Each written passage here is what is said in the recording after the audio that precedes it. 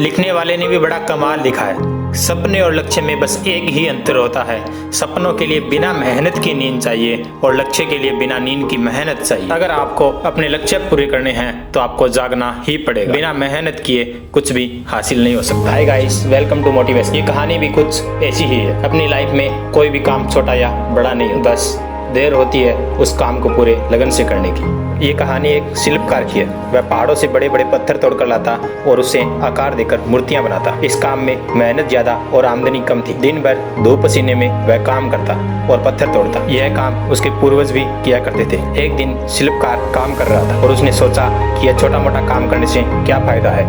ठीक से 2 वक्त की रोटी भी नसीब नहीं होती।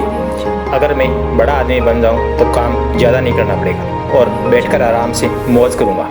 एक रोज वह एक ऐसे नेता को देखता है जिसके आगे पीछे बहुत भीड़ रहती है। उसको प्रणाम करने के लिए सैकड़ों लोग रहते हैं। शिल्पकार ने ठान ली कि वह नेता बनेगा। कुछ दिनों बाद वह एक नेता बन गया।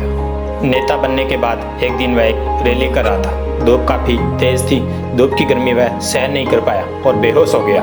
होश आने पे उसने पाया कि वह अपने बिस्तर पर लेटा हुआ। वह लेटे लेटे सोच रहा था कि सबसे ताकतवर तो सूर्य है, नेता से भी ताकतवर सूर्य है। अब मुझे सूर्य बनना है। कुछ दिनों बाद ऐसा ही हुआ कि वह सूर्य बन गया। शिल्पकार अब गर्व से चमकता रहता और भीषण गर्मी उत्पन्न करता। तभी उसने देखा कि एक मजदूर खेत में आराम से काम कर रहा है। उसने गर्मी बढ़ाई और मजदूर को परेशान करना चाहा, पर ऐसा नहीं हुआ। मजदूर बड़े ही आराम से काम कर रहा था। सूर्य की इतनी तेज गर्मी को हवा रोक रही थी।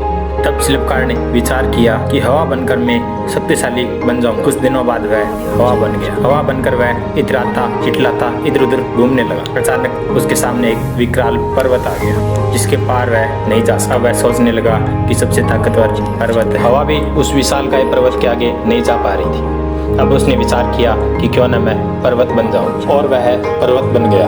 अब उसे अपने आकार व अपने शक्तिशाली होने का घमंड होने लगा। वह पर्वत बनकर बड़ा इतराने लगा। कुछ दिनों बाद उसे छेनी व हथौड़ी की आवाज सुनाई दी। वह आवाज उसे परेशान करने लगी। वह छेनी व हथौड़ी की आवाज से बहुत परेशान होने लगा। छेनी व हथौड़ी की आवाज इतनी तीखी थी कि वह उसको तोड़े जा रही थी। जब उसने देखा तो एक शिल्पकार उस पर्वत को तोड़ रहा था। अब उस शिल्पकार के सामने वह पर्वत कुछ नहीं लग रहा था। शिल्पकार की लगातार छेनी से हथौड़े से वह पर्वत टूटता जा रहा था। वह काफी परेशान था।